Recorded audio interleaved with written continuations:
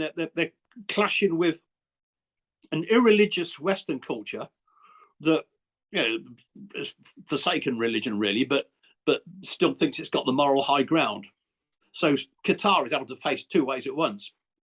Islam will continue to be triumphant until there have been 12 Khulafa, all of them from Al-Quraysh. The God of heaven will set up a kingdom that shall never be destroyed, nor shall the kingdom be left to another people.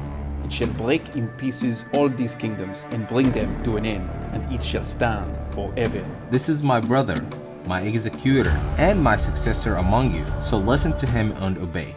My kingdom is not of this world. If my kingdom were of this world, my servants would have been fighting. Whoso obeys me obeys God. Whoever disobeys me disobeys God. Whoever disobeys my commander disobeys me. The Lord said to me, You are my son. Today I have begotten you. Ask of me, and I will make the nations your heritage, and the ends of the earth your possession. Two systems of government, two visions for life on earth. Whichever is true changes everything. This is Christ and Khulafa.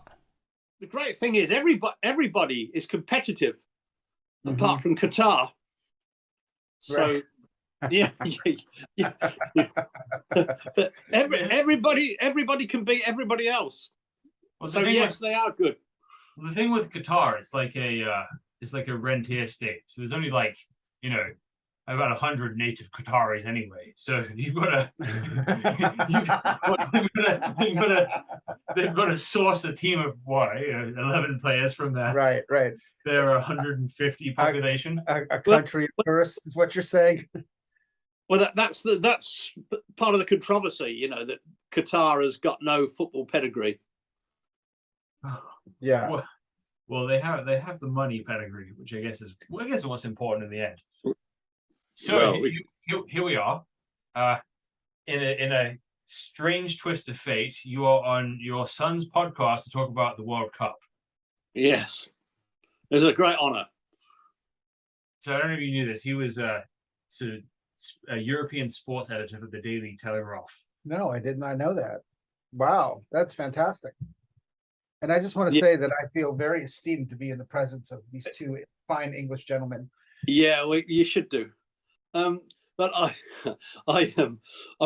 it's quite a long while since I was in that lofty position, and I'm not sure I've got my finger on the pulse anymore. But I'm kind of watching the World Cup from my sofa 4 time zones away. But I'll do my best to sound like an expert. Again, you just need to know more than we do about this, which is not as difficult. It's not hard. Again, you probably only need a pulse. Yeah, you follow football. I follow things in the Middle East. So hopefully, between us, we'll have enough grasp of what's going on here. Yeah. Okay. So what has been the sort of controversy surrounding this World Cup from your vantage point? Well, it began in 2010 when FIFA awarded the World Cup to Qatar, and Qatar's a country with no football pedigree or history, and because of its extremely hot temperatures, it means that the tournament had to be played in the middle of the Northern Hemisphere football season, so that didn't go down well for a start, and also people objected to its poor human rights record, the fact that migrant workers were badly treated by the Qatari government, the fact that the Qatari government deems homosexuals is illegal and oppresses women, apparently. So these are the objections to Qatar having the World Cup. It could have been snuffed out at birth if the big soccer playing nations had refused to participate, but that was never going to happen because FIFA gets what FIFA wants. I can only speak from an English point of view, but our National Football Association is notoriously spineless and would have feared sanctions from FIFA if it had pulled out. And they could have been barred by FIFA from a future competition or more. And it also would have jeopardized their own future hopes of staging a World Cup, which they hope to do, in the next 20 years or so.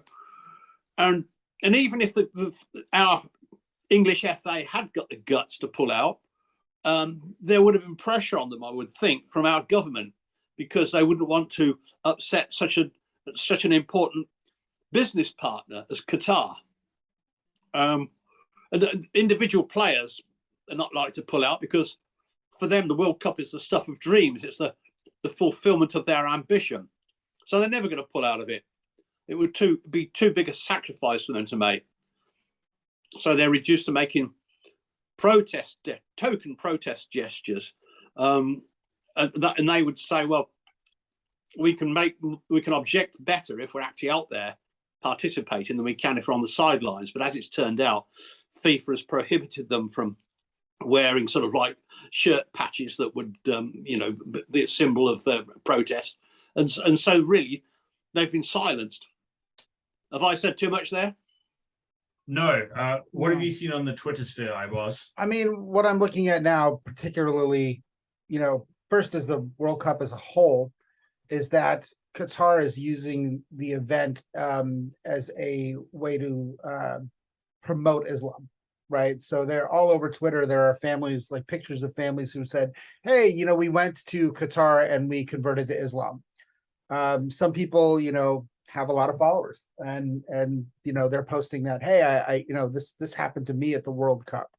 And all over Qatar there are billboards, interactive billboards with QR codes that talk, in about 30 world languages about, people talking about what Islam does for them and how they can convert to Islam. And the tours are being directed through mosques in Qatar, right? So if you're sightseeing, any tour is going to have a big mosque, and the mosque is going to have a featured stop, and there are going to be people who are there who speak multiple languages, explaining Islam and talking to tourists about Islam and encouraging them to convert. Particularly with England, and I don't know, you may know more about this more than I do, but people have been showing up in Crusader costumes to the matches, right? and are drawing a lot of attention and ire, according to Twitter, and they're saying it's a blatant anti-Muslim agenda and all of these other things. I'm a Philadelphia Eagles fan, and that's like an American football thing. Those people are crazy, and I look at this and I just see crazy football fans. I mean, I think so. I think they're more boneheaded than anti-Islam. Right. Yeah, I actually think that's that's actually one of the beautiful things that sports does. It takes these like historic animosity between nations and then turns them into sort of trivial like sports contests. Yes. Yeah, I think it's a good thing. Yeah. So on match day, the people like hate the other team, but then they meet in a like hotel lobby somewhere in a different country. They'd be the best of friends and bond over their common love of football, right? That's kind of how it works. But I do think, like, take the fans out of it here, you do essentially have a worldview clash here between Islam and secularism. And absolutely.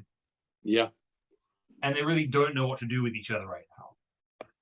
Exactly. Now, there's a really good article in the online Guardian, the British newspaper, by a writer called Nesreen Malik, and I'd recommend people read it. And I mean, the gist of what she says is this, and I'll put it into my own Christian language, if that's all right, because the Bible talks about something called Babylon the Great, and it's a force that is pitted against God, and is a multi-headed monster, and FIFA is one of those heads, and although it's not one of the senior heads, it wields a lot of influence because it rules over the world's chief leisure idol, which is soccer. So the multi-headed monster's main characteristics are its lust for power and wealth, and most of the Western world are at its table. And Qatar seemingly is also is at the table. There's no doubt about that. It's also at the table. It spends millions buying weapons from Western nations. It exports gas to them and invests vast amounts on commercial projects in Western countries. Apparently, it's the 10th biggest landowner in the UK, Qatar.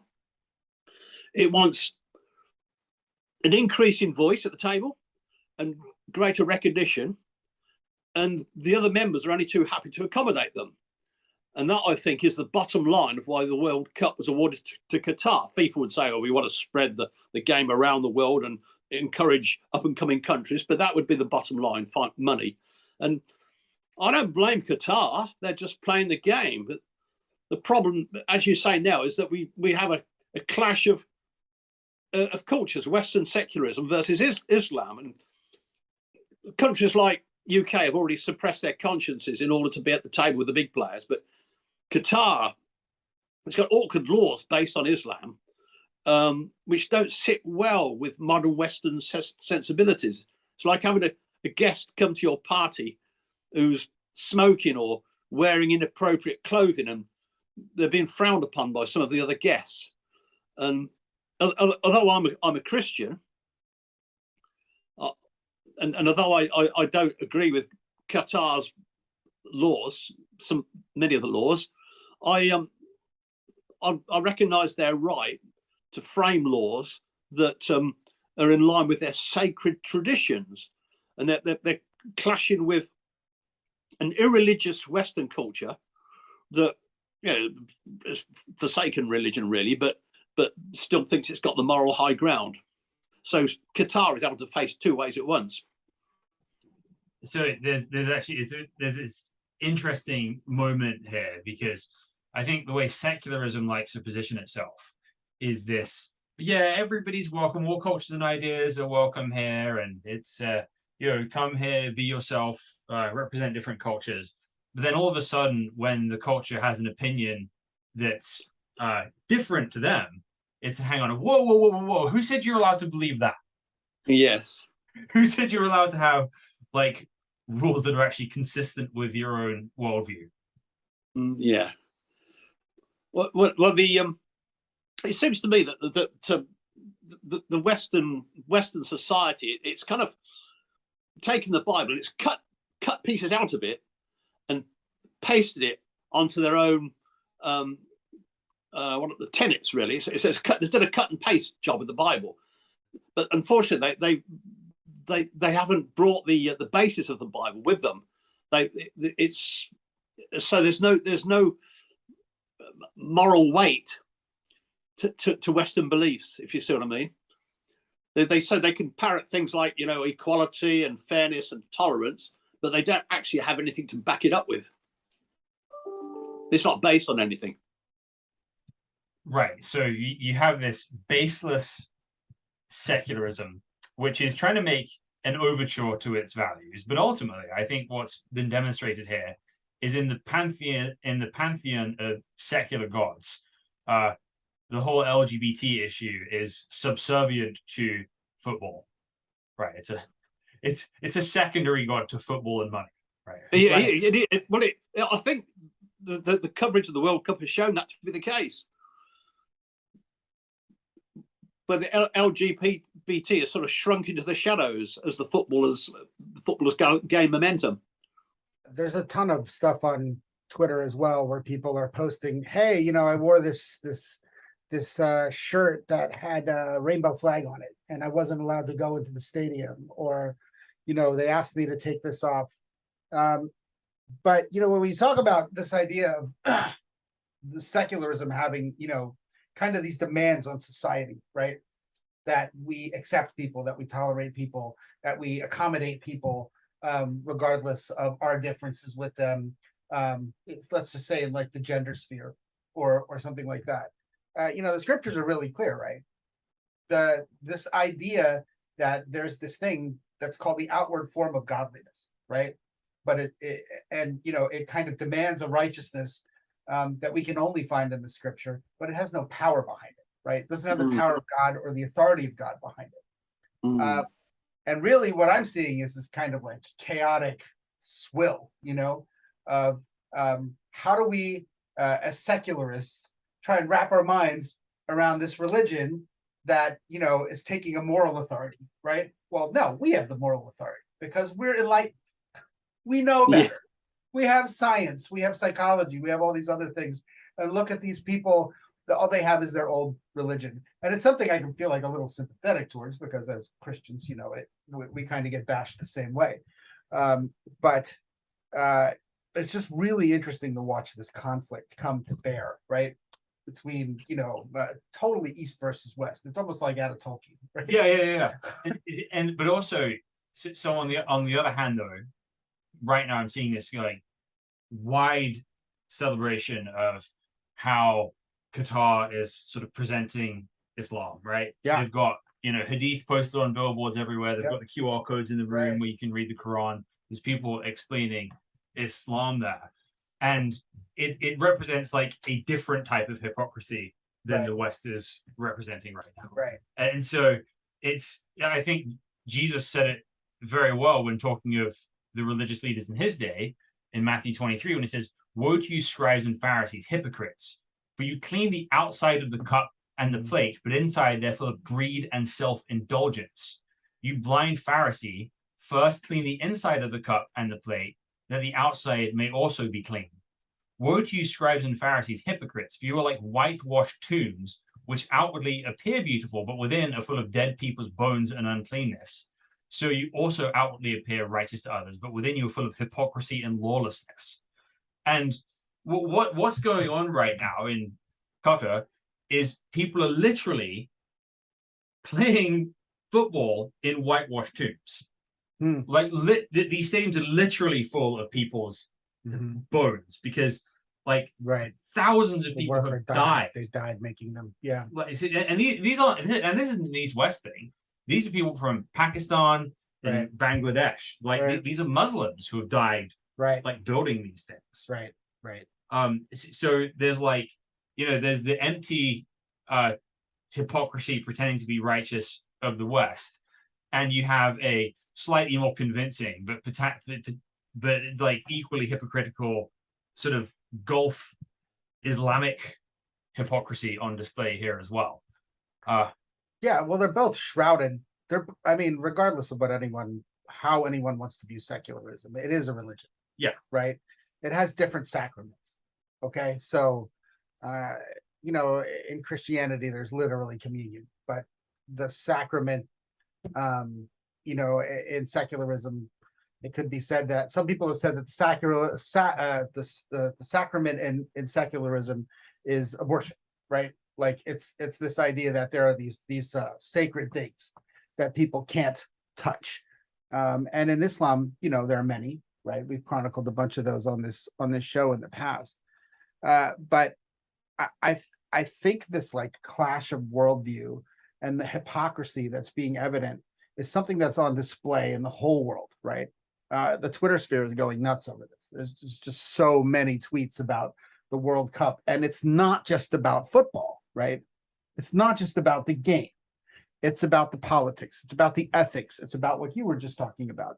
And I was wondering if we could take a few minutes and talk about, the big picture, right? So how does the big picture fit aside from football, and how do Christians respond to the big picture, right?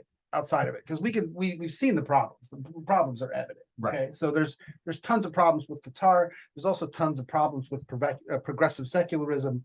But we as Christians, I have a heart for both of these people. I want to see both of these people come into relationship with the Lord. So how do I reconcile that? Right. So let's narrow that question down a bit to, in light of all the kind of hypocrisy and the corruption and the death and all the darkness around this, how can a Christian participate in this? Can they go to the World Cup? Can they watch the World Cup? Can they enjoy it without feeling guilty? What do you think of how Christians can engage with it? Well, I think as a Christian, I would have no qualms in playing in the World Cup, apart from the fact that I'm absolutely useless at soccer and 70 years old.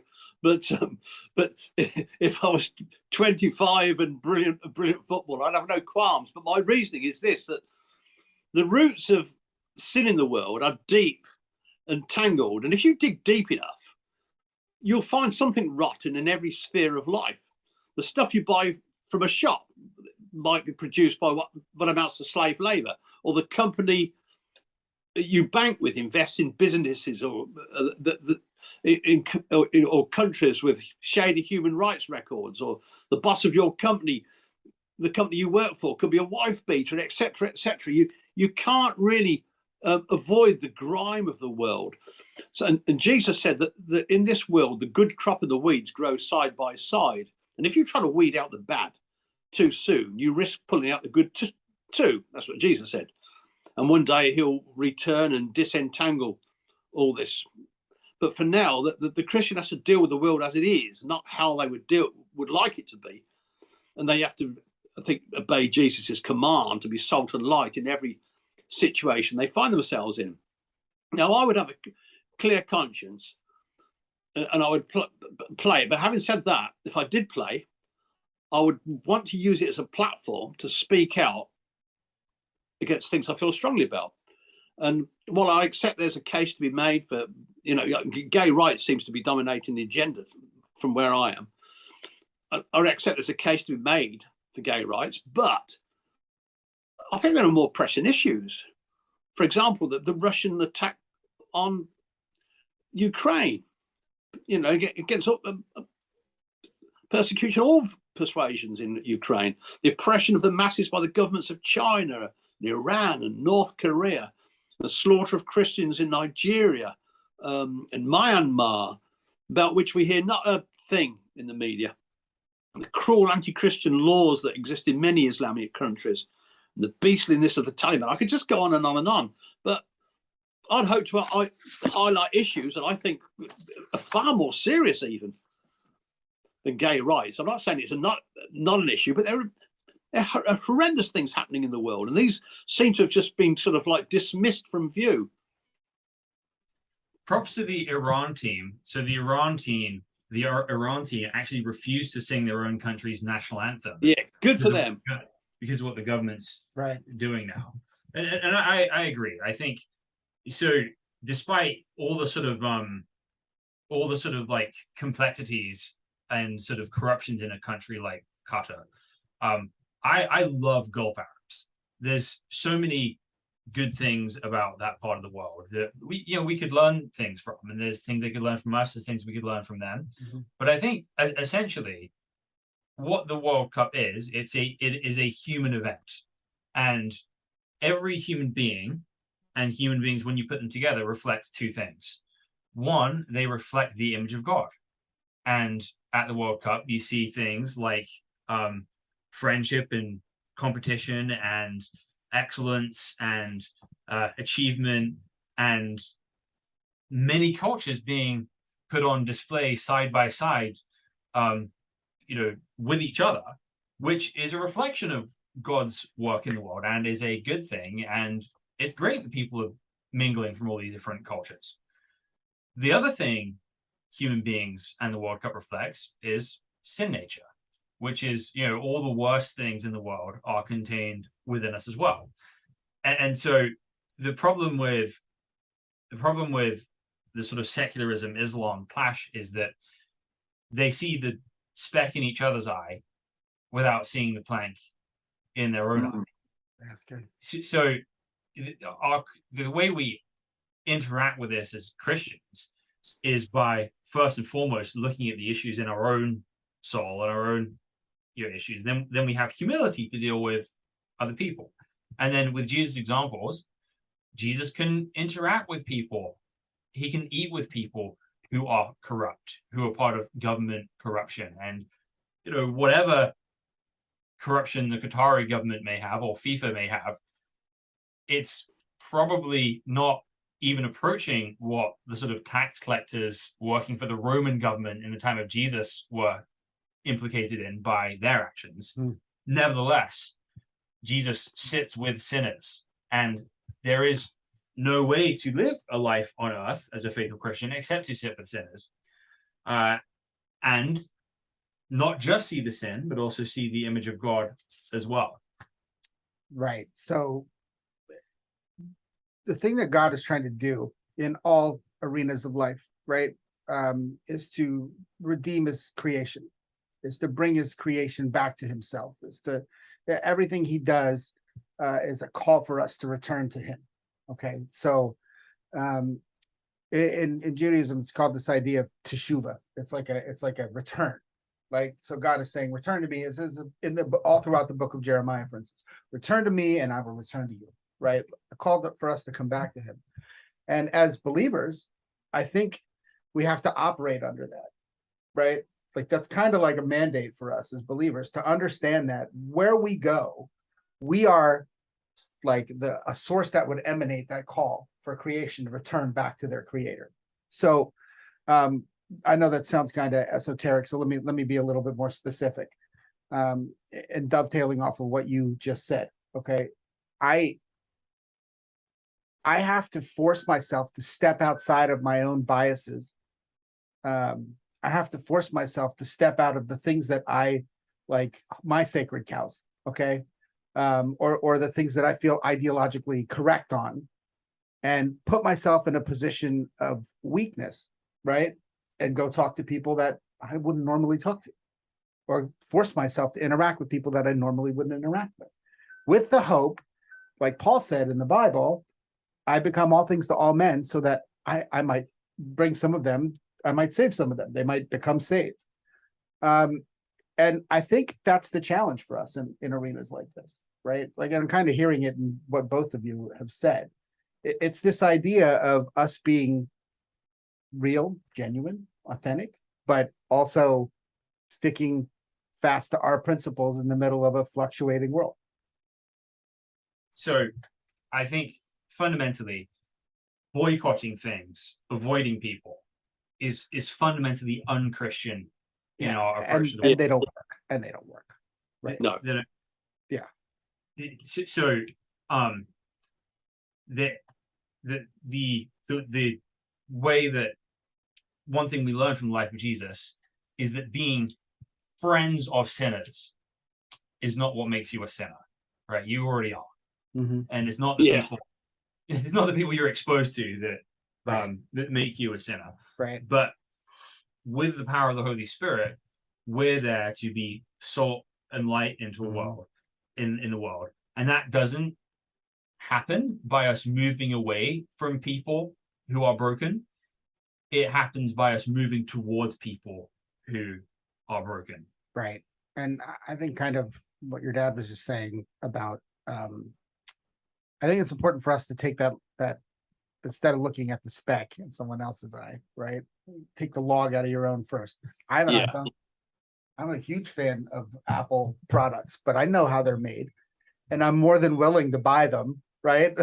I keep track of everything that comes out. I watch, the product drops.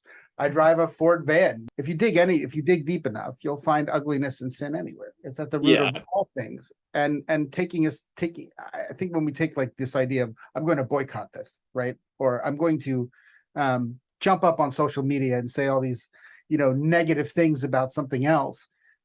Sure, you should always, desire to know the truth and not be afraid to speak your mind, but the thing that's been missing lately, I'd say, I mean, not lately, but is that we're not looking at ourselves. We're not looking at our own hypocritical behavior. And I think when we can get past that, that's when we can actually connect with people that we don't normally interact with. So if you were at the World Cup as a Christian per se, looking at these billboards and not getting offended and being willing to engage in conversations with other Muslims, right? With Muslims, and without fear, being able to say, hey, this is what I believe, and I hear what you believe, and this is what I believe. And, being secure enough in that to say, I believe, I believe that God is with me, God loves me, and he loves you too. And let's not talk about like, let's keep it to football, right? Let's talk about, okay, Australia, right? I think Australia could beat Qatar at this point. So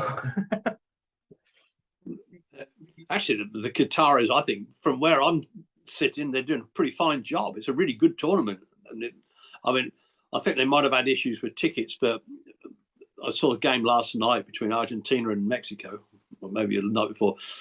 The stadium was packed out, no issues with tickets, and fantastic atmosphere, and everything seems to have gone very smoothly. And I haven't heard of any violence either. Normally, the Brits and the Poles and the Germans are beating seven bells out of each other by now, and I've heard no reports of that. So that's another plus. It's been good. And I'm just wondering, in any case, are the Qataris like to take any notice of the protests?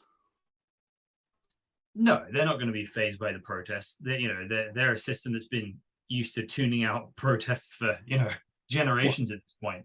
Well, the World Cup's only going to last a month, but Babylon the Great will continue for long after that, and Qatar will want to be a part of that.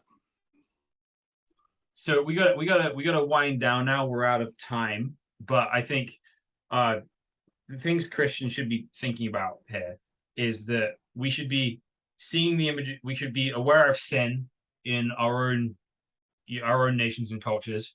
We should see the image of God in other people and other cultures, and we should always move towards people with hope, not with blindness, but with hope, with friendship, and being prepared to be salt and light in the world, not from a moral high horse, but as forgiven sinners who eagerly want to see sinners forgiven. Yeah, but being a Christian means you can never take the moral high ground. If you're aware of your own sin, you can never do that. Right. Yeah, I think in explaining, particularly a lot of the interactions I've had, particularly since I joined Almeida, is explaining to people, I'm not speaking on my own authority. Like I'm just talking about the things that are in the scripture. I'm not saying that these things are even coming from me, like they're from what I believe to be the authentic and authoritative word of God, and explaining that to them and being like, it doesn't matter what I think, right? Exactly. It doesn't matter what I say. It's there. Yeah, exactly. I'm glad that I don't have to be the judge.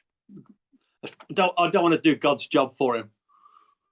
Absolutely. Right. He's already spoken, and we're simply there to represent that and represent it in humility and in love. All right, well, thank you for joining us today, and thank you guys for my listening. pleasure. Thank you guys for listening to Christ and Caliphate. We'll be back next time.